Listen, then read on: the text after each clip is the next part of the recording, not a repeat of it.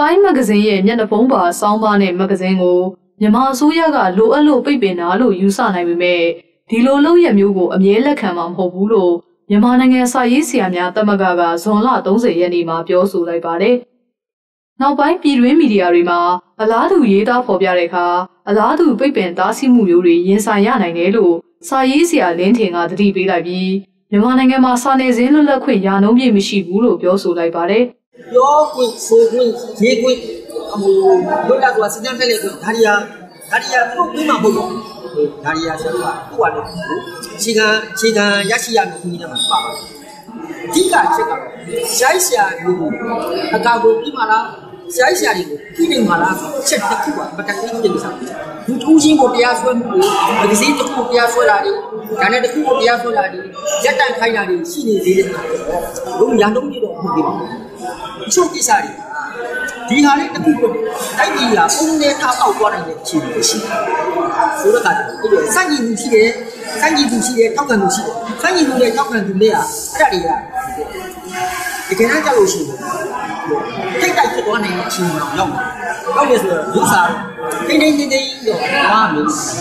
အခုအချိန်လေးတစ်ခုမှာတကယ်လို့အဲ့လိုပိတ်တယ်လို့ပြောလို့စားဒါပေမဲ့အဲ့ဒါကအများနဲ့ကျွန်တော်လက်ခံမှုအများနဲ့လုပ်တယ်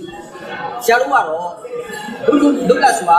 ပြောရေးဆိုနေရဖို့ဆရာတို့ကတော့ဆက်လက်လို့ဆိုတော့မှာပဲဆက်အလုပ်လုပ်မှာပဲ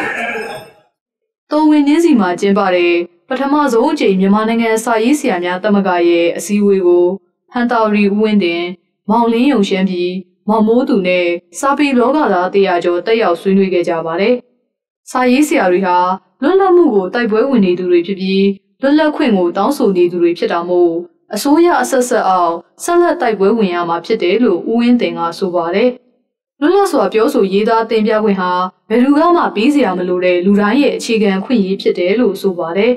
ဘယ်လိုလဲ။အဲ့လိုဒီနေ့တော့တော်တယ်တိုင်းတော်နိုင်တယ်။ဒါကမဟုတ်ဘူးလေ။တိုင်းတော်နိုင်တယ်။ဒါပေမဲ့အဲ့လိုနဲ့ကရုံးကြီးတယ်။ဒီနေ့တိုင်းတော်ပါတယ်။လူလိုက်ပြီးကျေပြနေတဲ့တရားအောင်ဒီထုံးနေတာထုံးအောင်အင်္ဂါအင်္ဂါဒီအဲ့လိုနဲ့ဒါပဲဖြစ်တယ်။အဲ့တော့ဒီနေ့ကလူလိုက်ပြီးအဲ့လိုဒါလာဖြစ်တယ်အဲ့ဒီကမျိုးအခုတိုင်းတော်အမှန်ကပေါ်တယ်ဒီလိုနိုင်အပ်တဲ့ပုံမှန်လူက